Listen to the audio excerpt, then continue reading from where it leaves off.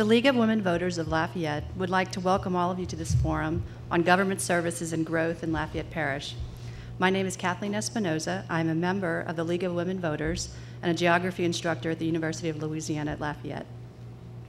The main purpose of the League of Women Voters is voter education. We support informed community decisions. One of the ways the League believes we can facilitate this is to host forums and invite informed members of the community to share their areas of expertise with us. This evening, we would like to focus on a few specific issues represented by our panelists tonight. We would also like to highlight in the dialogue the geographic boundaries of the services provided by these different departments. So then, what are the service issues and costs across the different cities and unincorporated areas in Lafayette Parish? Who gets which service, and depending on where they live? And what comes under the authority of the Lafayette Consolidated Government and what does not?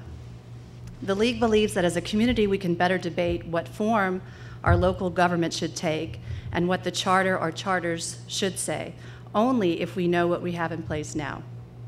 It is my pleasure to introduce the panelists to explain 4 different areas of local government services. Speaking first to talk about water across the parish will be Don Broussard, Water Operations Manager for the Lafayette Utility System of the Lafayette Consolidated Government. Next, speaking on Parks and Recreation will be Richard Poche, Chair of the City Parish Recreation Advisory Commission.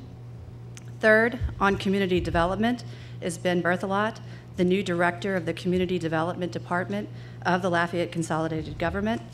Finally, for Comprehensive Planning and Zoning across Lafayette Parish is Bruce Conk, member of the LINC Lafayette in a Century Steering Committee, current volunteer member of the Traffic and Transportation Technical Advisory Committee for the Metropolitan Planning Organization, and former City Parish Councilman. During this first part, I invite members of the studio audience to write down any questions and send them to Thetis Kusumano. We ask that you limit questions to issues related to these 4 service areas. Okay, panelists, our first question. Did consolidation affect the amount or type given of this service? And what authority controls or determines the service today? And we'll start with Mr. Broussard. If we could load up the slides, please. I'm going to address some of this by way of a map and should be appearing on the screen shortly. The service area of the Lafayette Utility System encompasses the areas shown in red, which is the city of Lafayette proper. The areas in green are other municipalities located within the parish of Lafayette. The other colors, like the light blue, is a Waterworks District South, which is a special district. The pinkish one in the southern part of the parish is the Milton Water System. And everything that's not in a color that's shown in white on the map is the special district of the Waterworks District North. And we have contracts with each one of those districts, some of which predate the Lafayette Consolidated Government's consolidation in 1996. If we could go to the next slide, please. The next slide. Okay, this tabulation is the agreements that we have in place via Lafayette Utility System and the other special districts or cities. You see that the first 5 predate the consolidation, the oldest one being with the then town of Scott, which is the city of Scott now, from November 1976. And that contract has been in place continuously since that time. The other ones, District North, Broussard, and District South, also predate consolidation. We have a letter agreement with the city of Carencro, and the reason it's a letter agreement is that we don't have regular service, water service to the city of Carencro. We do have a special interconnection, but not regular service provided. The other 2 listed, the Milton Water System and Youngsville. Those are post-consolidation, April 1997 for Milton, and just slightly later, December 1998 with the city of Youngsville. And we have been providing water service via those wholesale water contracts since that time. And I'm sure we'll talk more about this in subsequent slides, but that addresses some of the geographic issues in the first question. Mr. Roche? Thank you. The consolidation really had minor effects with recreation, being that we're a calendar event. The day of consolidation, the golf course is open, the parks were there, everybody used it. There was maybe a few problems internally, understanding the consolidated agreement, and other than that, everything has been moving along good. We tried to expand and do what we can with the amount of money we have inside the city, and then we do have a small amount of money outside of the city of Lafayette for the parish, for the parks that are outside. And basically, Gerald Woodrow, who is the director, and his staff, he talks to the advisory committee on programs and stuff that he wants to put in place, and most of that is coming from the neighborhood youth organizations, who without them we could not operate. They provide all the volunteers, they provide worlds of services at the parks outside of the city. We do send some people out to help them when needed, and other than that, it's been real smooth as far as recreation. Thank you all. Mr. Rithala? Sure. First, I want to thank you for having me here tonight. Community development is a very, very broad term, and our department is a very unique department, and we certainly welcome any opportunity that we have to be able to tell the story of what we do. The department has kind of flown under the radar a little bit, so to speak. So I want to first of all just quickly talk about some of the work that we do. Community development department, as I mentioned, has a variety of functions. We have a housing and federal programs function, human services function, an arts and cultural component, which comprises the Hyman Center, the Science Museum, and the Nature Station, workforce development component, the Acadiana Recovery Center downtown we run, and just recently drug court and court services were added to the department. In terms, to go back to the question, actually the services provided in community development have changed quite a bit since consolidation, but not as a direct result of consolidation. If you actually look at what the charter says, it says the director of the Community Development Department shall direct and be responsible for developing a program of economic development in the parish and promoting trade with foreign countries and businesses in the parish, along with a couple of other things that we already do. But to talk about those first two functions, currently we really do not do not provide those services. At the time, economic development was a priority of the department based on the plan, and there were several spin-off organizations that are no longer involved in the department, such as the Lafayette Neighborhood Economic Development Corporation, and many of you are familiar with LaSantra, which started in the Community Development Department and spun off on its own. So the services we provide have changed a lot, not as a direct result of consolidation, but just over time. And I'll talk a little bit more about how some of the funding has changed in the next question. All right. Mr. Cox? First of all, as Ben said, thank you for the opportunity. Comprehensive planning really did not begin until the Consolidated Council took office in 1996.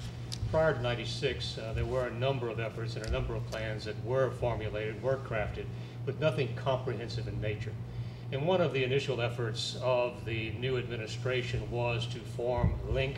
At that time it was Lafayette in the next century, now it's Lafayette in the new century. It began in 1998. I was a member of LINC, privileged to serve on that group. We met for nearly 3 years. We disbanded in the early 2000. We had over 250 recommendations that covered the following elements: land use, drainage, transportation, housing and neighborhoods, utilities, recreation and open space, conservation and environment, public services, economic development, arts and culture, urban design, and some special areas, for instance, the Bayou Vermilion District, those districts that had a specific purpose to their operations. We thought that we delivered a very good plan. However, that plan, for the most part, sat idle during the first 8 years of this current consolidated government. Mr. Como's administration did not provide the support nor the encouragement to carry that plan into fruition, and the most critical portion of that LINC process was the implementation. It's a great idea to make all of these proposals, but if there's no support by ordinance from council and administration, there's no implementation. However, since Joey Durrell took over as parish president, that support and that encouragement has been there, and there has been significant progress. For instance, in drainage, An ordinance passed by the council between 2004 and 2008 established some very basic guidelines for drainage issues in Lafayette Parish. One good example is base flood elevation. Prior to that ordinance, you could actually do a foundation at base flood elevation. Now you have to do it at 12 inches above, which makes pretty good sense. So that was one. Transportation. We were one of the first groups to encourage the construction of roundabouts. Utilities. We recommended that the city look into the fiber optics project, and of course that's just coming into being this year. In recreation and open space, conservation and environment, that played a major part when the horse farm issue came into play and was subject to community input. Urban design, I'll talk a little bit more about this later, but we address zoning, which the Z word is a bad word when you look out in the parish, but we're looking at something called performance-based land use.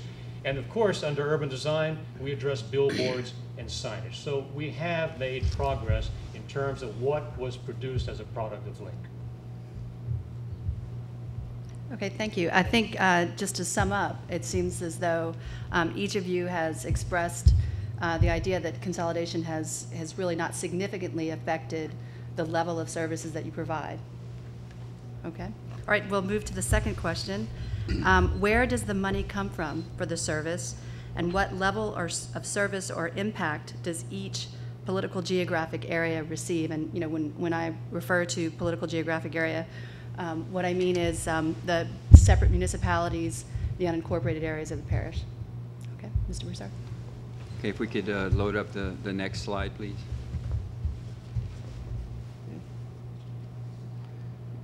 One more. Oh, back one, please. That's someone else's slide. Oh.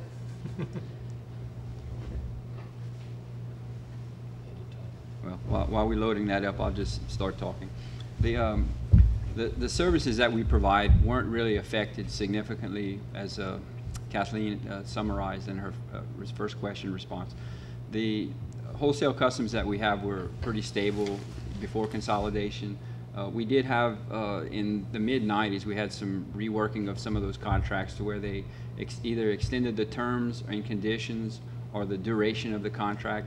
The one that we have today, that's the shortest one, is the City of Scott, which is going to expire in 12 years, and the longest one of the ones we still have is the Waterworks District South, which will expire in 29 years. So the service that we have is very stable, it's long-term. The rates, the money actually comes from rates. All of these are metered services, so the water that's provided to any of these other municipalities or special districts is a metered service, and the rates are based on cost to provide service and provide a reasonable return to the utility and to the city's ratepayers. The other thing I just would like to mention is that I talked a little bit about this in the first slide. Carencro, we actually don't have a contract because we don't provide regular service to them, but we did have some occasions where we had to provide some emergency services to the city of Carencro. And the letter agreement just provides that whatever the rate that we charge to the city of Scott is what we charge to the city of Carencro in that event. The other thing I want to mention, just something about the rates, and if we could go to my final slide. These are the current wholesale customer rates, and as I indicated, they are metered rates. The first number on that rates column is the current rate, and the second number is the rate that will begin being charged in the next rate period. And just to give you an idea about the general question was about where the money comes from. Well, the wholesale rates that we charge bring about between $200,000 and $250,000 per month into the city of Lafayette's revenues. So that's where the money comes from, and it is enough to provide for the service and provide a reasonable rate of return. So, thank you. Mr. Boucher? Okay, thank you. Money to run the recreation department is money that is collected through the taxes. It goes into the general fund. All the revenue that the recreation department collects, that goes into the general fund. And then during the budget hearing, we operate under the budget that's approved.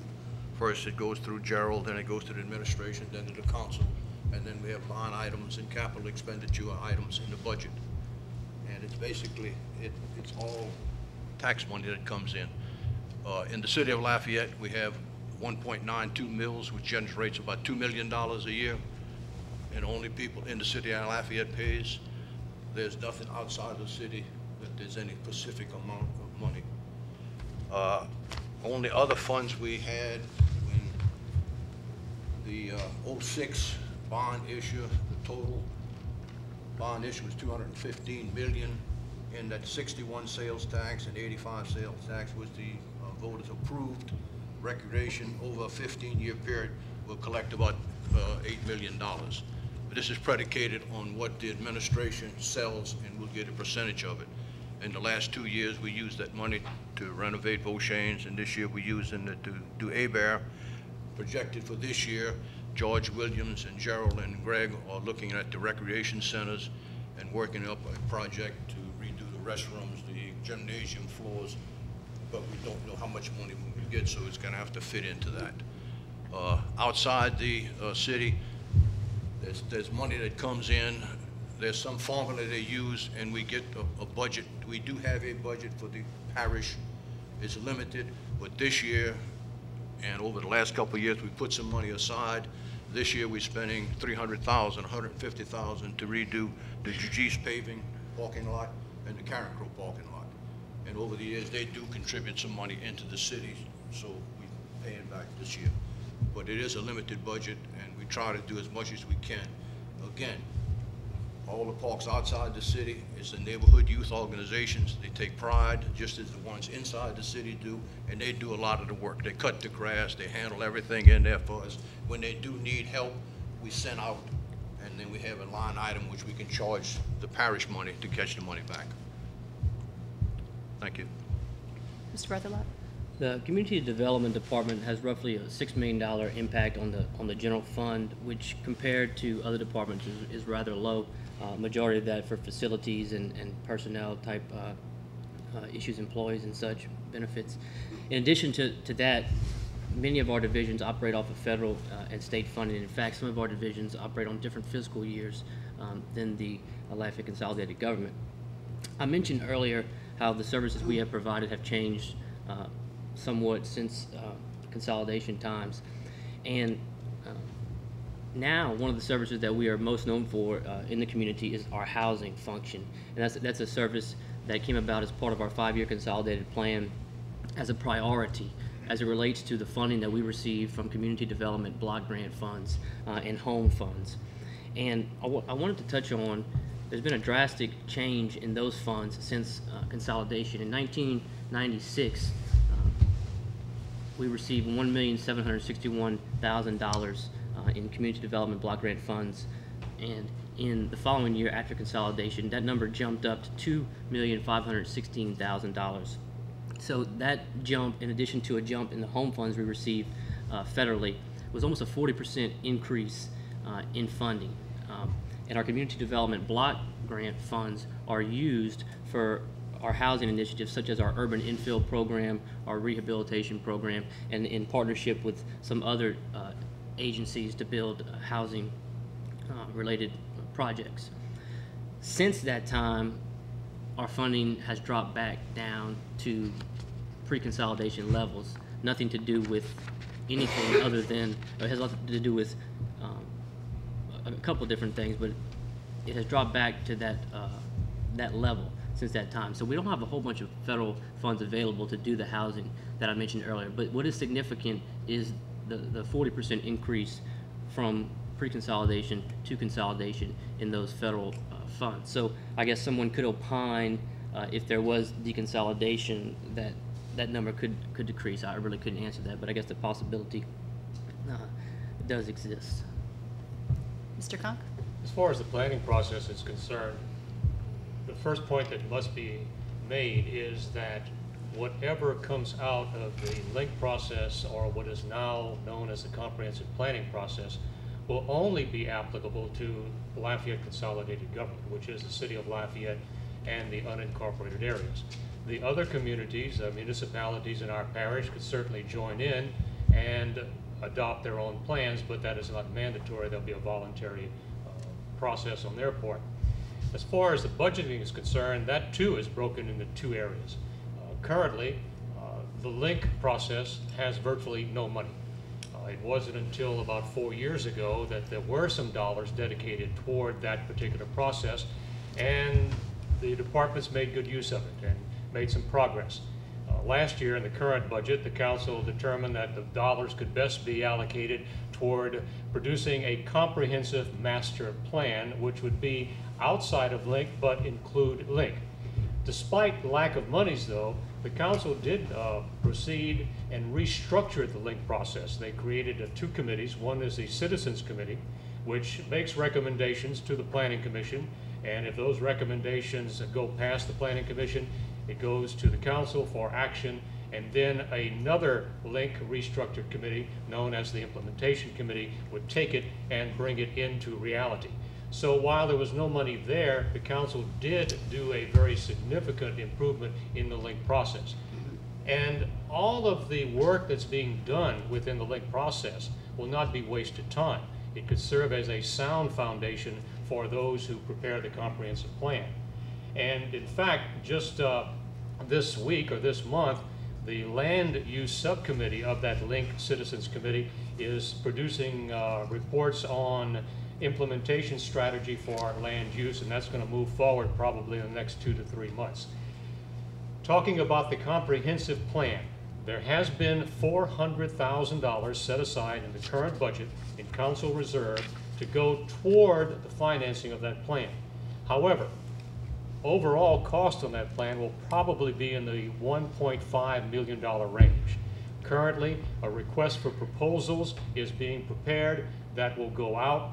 Once those proposals come back in and the cost is determined, the difference between the $400,000 that has been set aside in this budget and what needs to be done to provide for the remainder of that cost will have to be determined by the council during the upcoming budget process for the budget of 2010-2011, which would begin November 1st.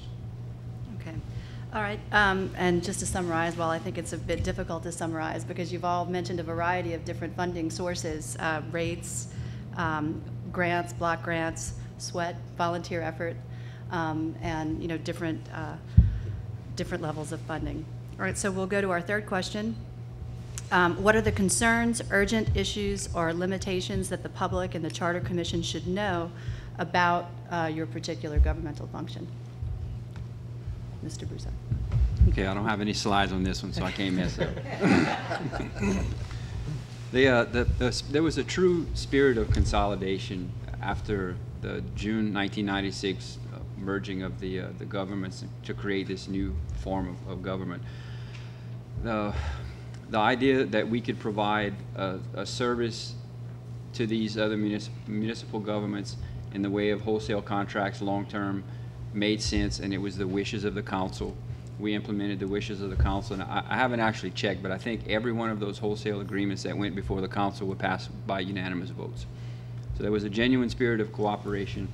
We provide a vital function. We provide a reasonable return on our investment and on our operating costs. They actually generate revenue to the city coffers. Today we serve approximately 70% of the parish population, and that's through roughly 47,000 connections. We provide about 21 million gallons a day. That may surprise you, but it's about 21 million gallons a day average during the hot, dry weather like we're experiencing as this is being taped. We had 27 million gallons a day just yesterday, so certainly increasing. We provide a high-quality product. We've had a history of no violations over our over 100-year operating history. So it just seems to make sense that we have the infrastructure capacity, the operating capability, operational knowledge, and it just seems to make sense for us to continue to do this. There's not really any particular concern that I would express to the commission other than to suggest that it seems to make sense and we should continue to provide these services where it makes sense. Thank you. Mr. Boucher? I think they have a slide on the parish where some of the recreation centers and everything are. I don't know how clear it's going to be.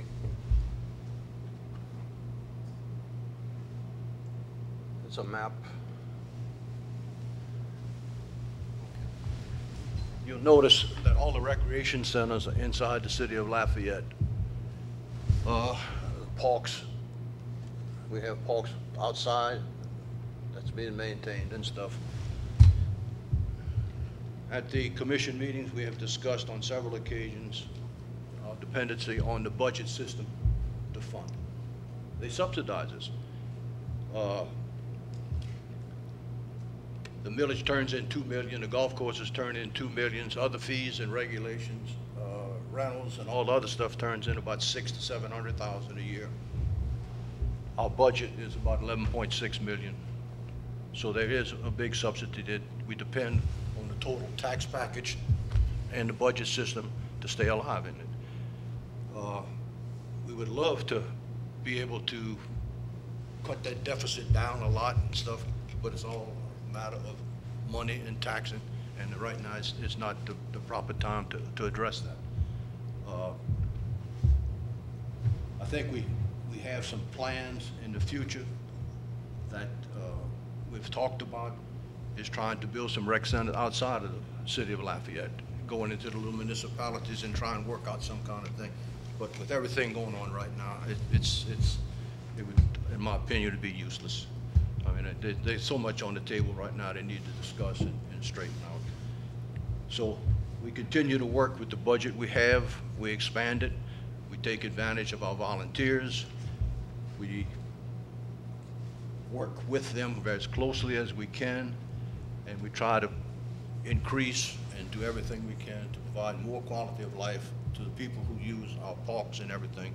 And that total somewhere, the number I got last year was close to 700,000 people will use the parks and everything. You know, we have wonderful soccer facilities, as fine as any place in the South, and that is thankful that the boosters and the volunteers and everything takes care of that. And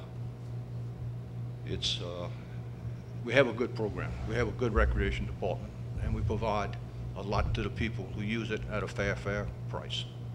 Thank you. Mr. Rizalot. I want to start this question by going back and answer the last part of the previous question that I failed to mention regarding the political geographic areas that we serve. And every service that we provide is provided to any citizen in Lafayette Parish. When you go to the Hyman Center, we don't ask you where you live or where you're from, and that service obviously is open to anyone, anywhere. Acadiana Recovery Center, Lafayette Parish. There is only one component of what we do that has a boundary per se, and that is the community development block grants funding that we receive has got to be spent in what is called a low to moderate income block area. We cannot go on the corner of Ambassador and Johnson Street and build a project with those community development block grant funds. So that's one issue that I did want to mention previously. As far as urgent issues, concerns, the only issue, and I think it's an issue government-wide, would be the funding trends that we receive. As I mentioned earlier, our funding levels in terms of the community development block grant funds and home funds are at levels that they were pre-consolidation. So that's a concern only from a standpoint of what services that we're able to provide. The less money we get, the fewer homes we're able to build as part of our urban infill program, the fewer homes we are able to rehab as part of our rehab program, and on and on. And I think that's funding is an issue government-wide. And I'll tag on to what Ben's saying. I think the big concern about how we go forward is the funding process. As I mentioned earlier, we have $400,000 which has been set aside by LCG for the comprehensive master planning process. If indeed there is a move to separate the governments, the question would be, what would be the funding resource? Would it be the city of Lafayette, and then would the city of Lafayette be expected to share that plan with the remainder of the parish, or would it be the parish to do the same thing in reverse? As it stands today, the parish of Lafayette probably can't afford to fund a $1.5 million, in fact, I'll say can't afford, not probably, can't afford to fund a $1.5 million program. The dollars that are allocated are coming from monies that have been generated within the Planning and Zoning Department codes and permits dollars. That's the source of that. That might dry up because of a separation of government, if indeed that did occur. So while the charter, no matter what takes place, does not specifically address the comprehensive planning process, because that's handled within the administration of the different departments, the funding resource is going to be a key as how we move forward on the link plan, on a comprehensive master plan, or whatever process we undertake. And we keep talking about link, and we keep talking about the comprehensive plan, and why is that so important? We are already behind in that process. Shreveport is just about to complete theirs. Same in New Orleans. Baton Rouge has not only completed theirs, they're on the second step of revising what they did several years back. So you have to have a comprehensive master plan if you're going to move forward. We have actually had some of the link recommendations implemented on the local level. I'm embarrassed to say it wasn't necessarily, the LCG wasn't the leader in this, but the city of Carencro. Carencro was the first one to implement a sign ordinance in Lafayette Parish. Carencro is the first one to implement a performance-based land use plan, which is a contemporary version of zoning. They needed to address zoning issues, but the residents there didn't want zoning. So they went to this performance-based land use, which basically addresses incompatibility issues with buffers. If you have a school here and a junkyard wants to locate here, there has to be a buffer in between. So they control that incompatibility issue. And to their credit, they were the first in the parish to do it. Hopefully we're not that far behind. I would hope that the council, either this one or the next council, will take a look at that and apply it on a parish-wide basis. All right, and to sum up, what I think I've heard you say is that in terms of services, things are working well. Your concerns would be primarily based on the flow of funding, making sure that that's facilitated. Okay, so thank you. You've given us a lot to think about in a short period of time. We will now take questions from the studio audience, and each of you will have a minute to respond if you wish to respond. Okay. All right.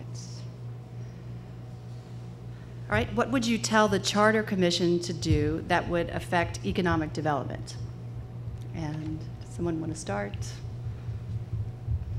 I'll take that. Okay, Mr. Cox. Go ahead. Well, economic development is not, well, it is addressed in the current charter, although it is no longer a prime responsibility of the Department of Community Development. Economic development in Lafayette Parish is handled by the Lafayette Economic Development Authority, which is an autonomous body with its own source of revenue, a property tax that each of us pays every year when we get that nice notice in the mail around Christmas time. So they are responsible for economic development. Now, does LCG participate in that process? Absolutely, because they can do such incentives as perhaps special electrical rates or other considerations. But LEDA, Lafayette Economic Development Authority, is in charge of that.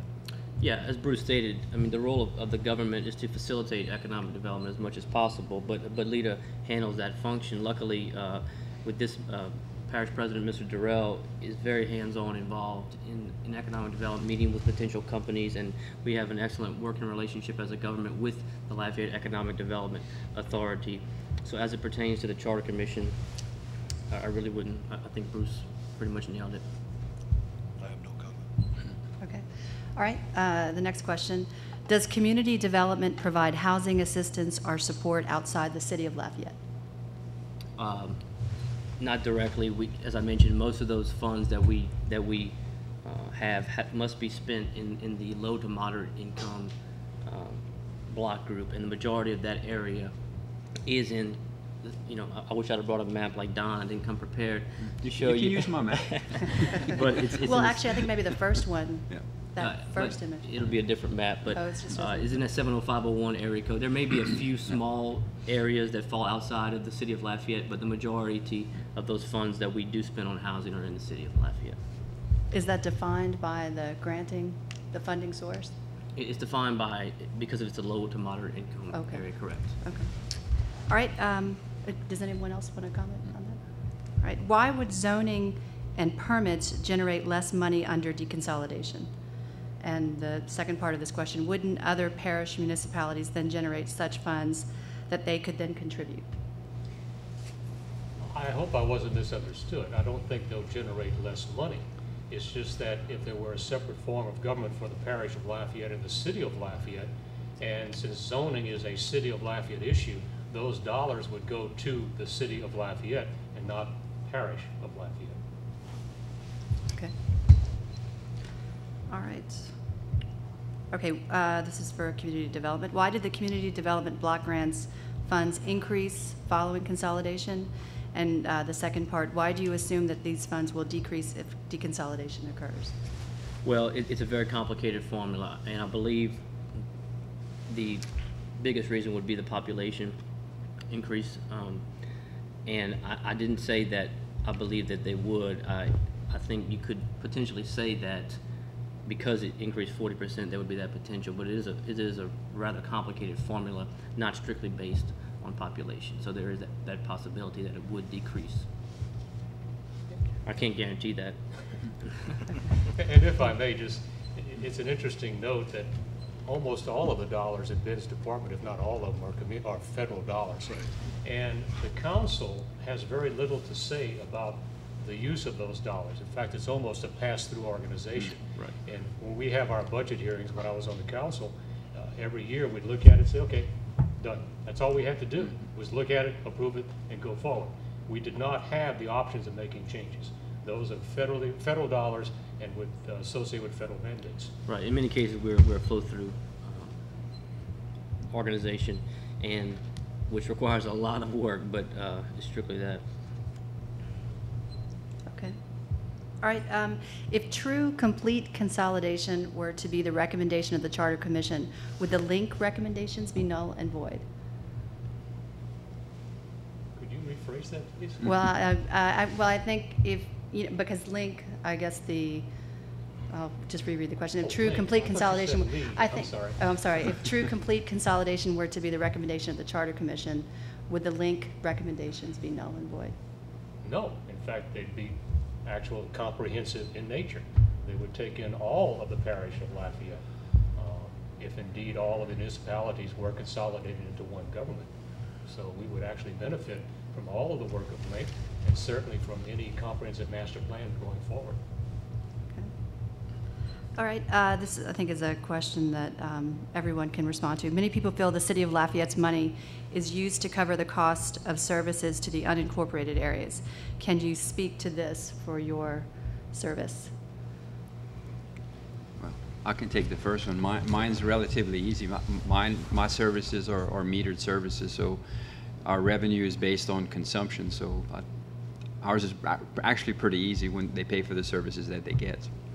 As far as the recreation department, we do have a parish budget, and any services we send outside, we charge that line item and recoup it in the thing. So we're not using city money to take care of the parks and stuff.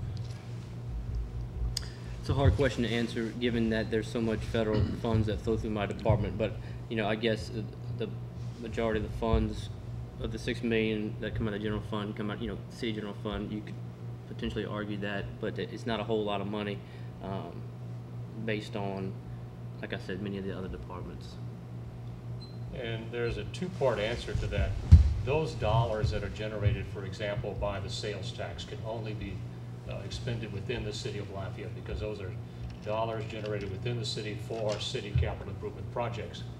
But when you come to a department, a good example would be Public Works, which serves both the city of Lafayette and the unincorporated areas. The rough split between city and parish in terms of dollars is about 70-30. Now, that doesn't mean that city dollars are being spent in the parish. It means that we are bearing 70% of the cost of running public works. As far as any sales tax dollars being outside the city of Lafayette, absolutely not. It's prohibited, it's illegal, and it's never happened. Okay.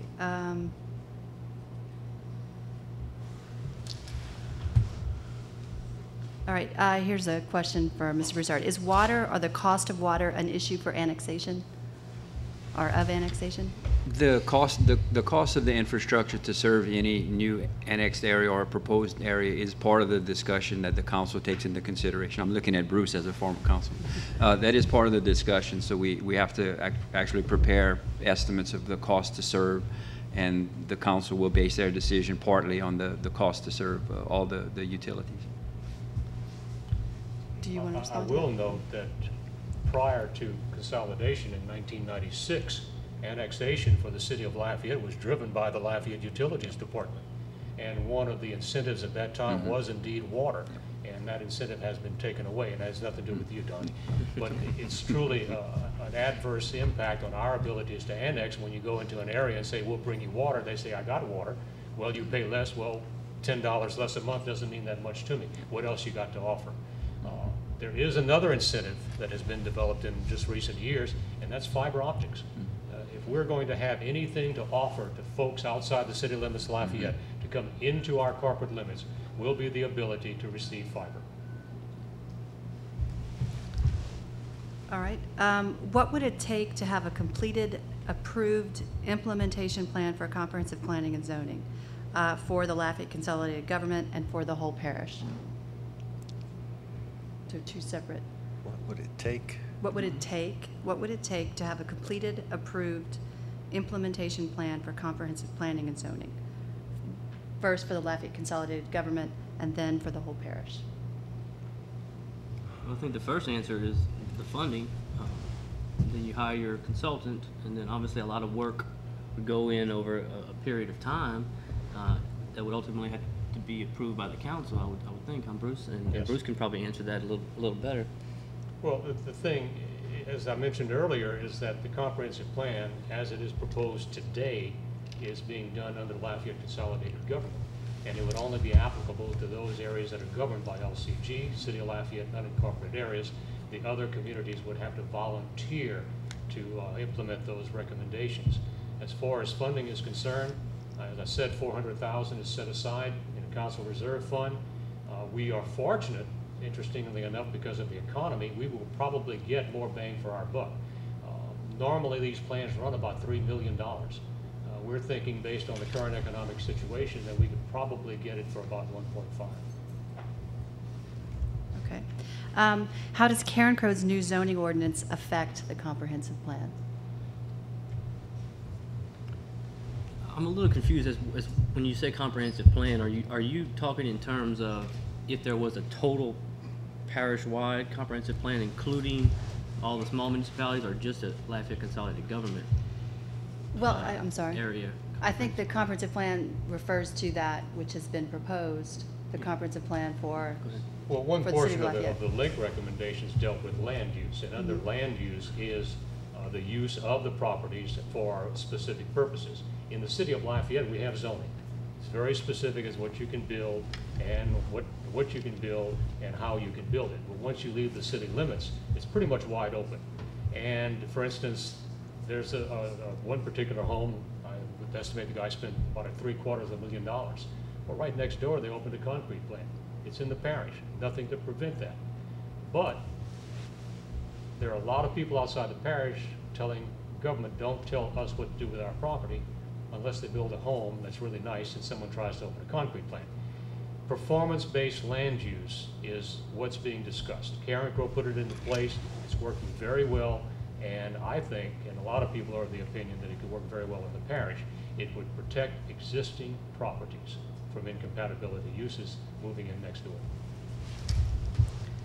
okay, I have a question for Mr. Poche. Would it be better to have a parish-wide millage for parks because everyone in the parish uses the city's parks?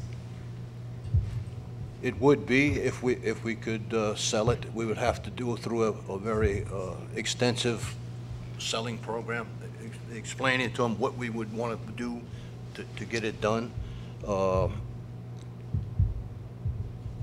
You know, people have talked to me about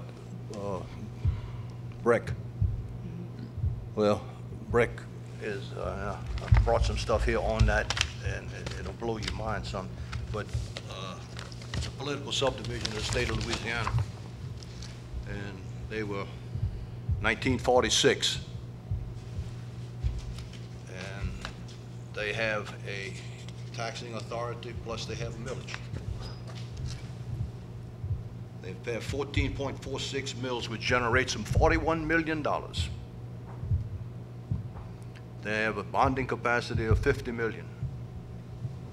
So they got the money for the whole East Baton Rouge Parish to do it. And of course, they've been in there for a while and stuff. Plus they have all the revenue that they generate goes into their fund. It doesn't go into the city fund. Mm-hmm. So they're very unique and they're very strong, and they employ 400 and something full-time, about 600 during the summertime. We have an employment of 121 in the recreation department. During the summertime, we'll add it by 150 people, part-time people. But REC has that. It would take something similar to this to get it done, and everybody would have to agree to it.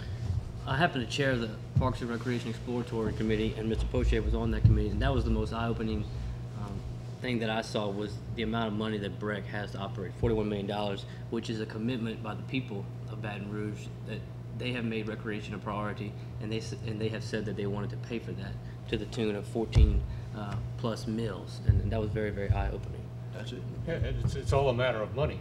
I'm looking at a chart here that Conrad Como, the tax assessor, has provided. The parish taxes inside the cities, except in Broussard, is 84.76. St. Tammany Parish has that much millage just for their education system. And the parish taxes outside of the city and in Broussard is 86.29. Inside the city of Lafayette, the taxes are only 17.94. And I say only because that is significantly low in comparison to others, other municipalities and other parishes. And the real drawback is that we are able to fund recreation, but that money is not coming from a dedicated property tax. It is coming out of the general funds. And when you take money out of the general funds, that is fewer dollars to devote to other services that we need to provide for.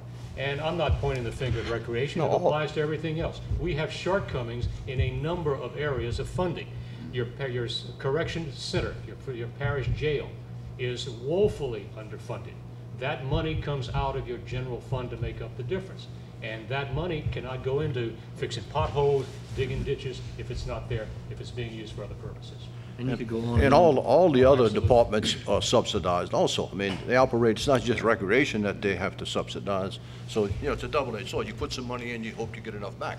You pay for it one way or the other. You could go on as to what is subsidized. Look at my department, the Hyman Center, and the revenues that we collect from rentals, and nowhere near covers you know, the cost for this facility. So that's another example of a facility that's being subsidized by the general fund. You know, when I was on the council, it was always driven home to me. There's a very limited revenue stream: property taxes, sales taxes, service charges, user fees. That's it.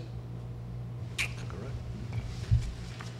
Okay, here's a question that I'll open to anyone. How are roads paid for under Public Works, and are we spending more outside the city of Lafayette? Can you speak to that, Mr. Funk? I'm looking at the property tax I know. villages.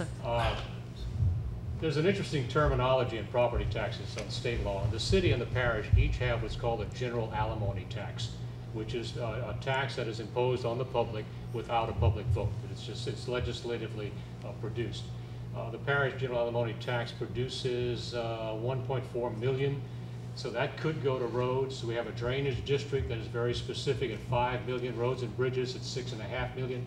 So those are parish dollars going toward roads and bridges. Just recently, the council sold $26 million in bonds to do improvements on drainage and roads outside any corporate limits, just in the parish, the unincorporated part of the parish. Within the city, we have sales tax revenues, and that generates a considerable amount of money. And we have 2 sales taxes that were approved by the voters, and they are specifically dedicated as to how that money will be spent. And in most cases, it's roads, it's bridges, and it's drainage. That's 35%, I think, of one tax goes to operation and maintenance in general. And you can't forget that not all of the roads inside Lafayette Parish are the responsibility of the Lafayette Consolidated Government as well. If you look at the state roads, which a large majority of the highly trafficked roads are state roads. Bruce, and at 61 sales tax renewal, at 85, when at 215, I just happen to have this. Streets gets 82% up, drainage gets 15%, recreation gets 3% of the 85 sales tax, 74% goes to streets, 20% goes to drainage, and 6% goes to revenue over a 15-year period. If the money is available to get, I mean, you might be bonded up to 90, 95, 96%. You can't sell any more bonds. Right, and if we could digress just for a moment, just to identify the dependability of revenue streams. Property taxes are the most dependable resource that we have when it comes to funding government, because when the council looks at a budget for the coming year, they know that X amount of dollars will be generated in property taxes. That is a set amount, it will not vary. Sales taxes are very fluid, very unpredictable. In March, sales taxes were down 15%. Now, last month they went up about 3.25.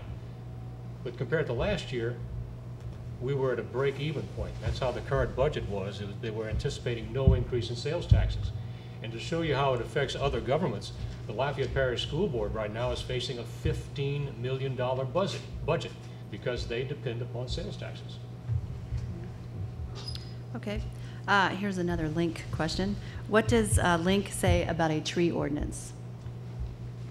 All I can say is I tried. I tried a couple of times when I was on the council. One thing you learn when you're on the council, you count to 5. Mm-hmm. If you can't make 5, you're not going to succeed. I could not garner 5 votes. The most I could get was 4. And most of the, I won't say opposition, most of the concerns come from the rural areas. They, again, don't want to be told what to do with their property. We tried, came close. I have not heard anything about the current council taking that into consideration. No, I have nothing to add to the discussion. I think, what did Link say about? Well, Link, one of the recommendations, of course, open space. They recommended a tree ordinance. Interestingly enough, though, most of the opposition is coming from homeowners because they don't want you to tell them what to do with their property. But Link did not address homeowners. It addressed commercial development. And I'll give you an excellent example where a tree ordinance could have preserved a significant part of our history.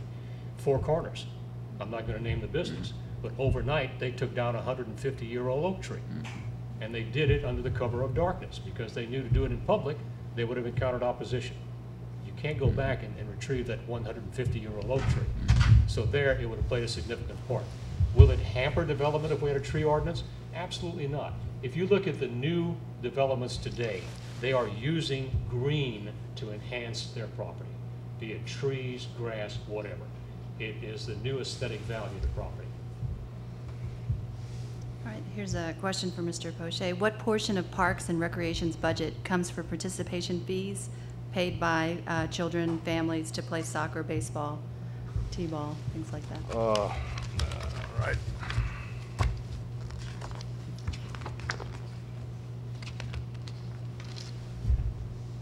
Athletic registration, summer enrichment programs generates $213,000.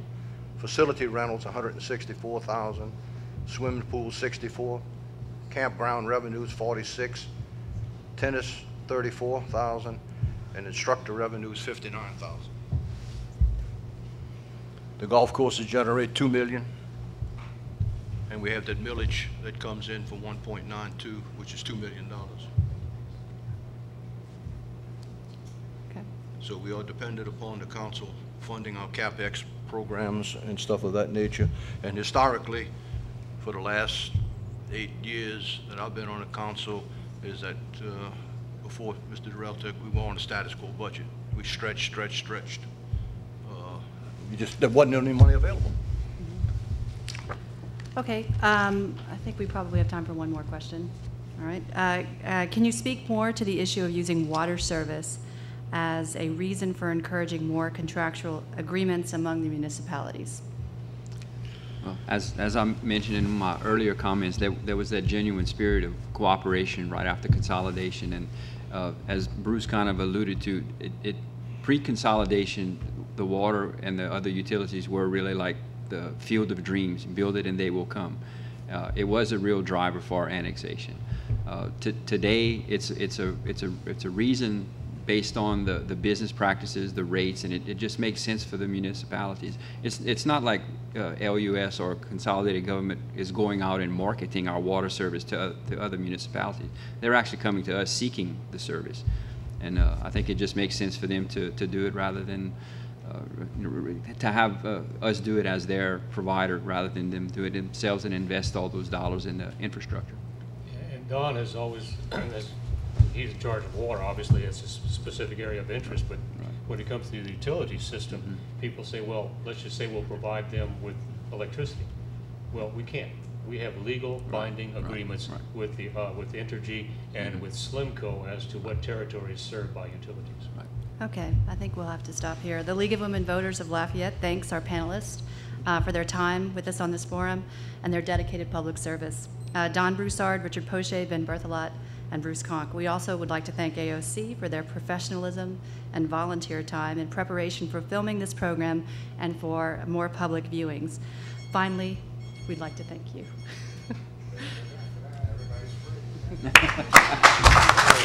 I feel like sports, when you get up and you can talk and they can see you.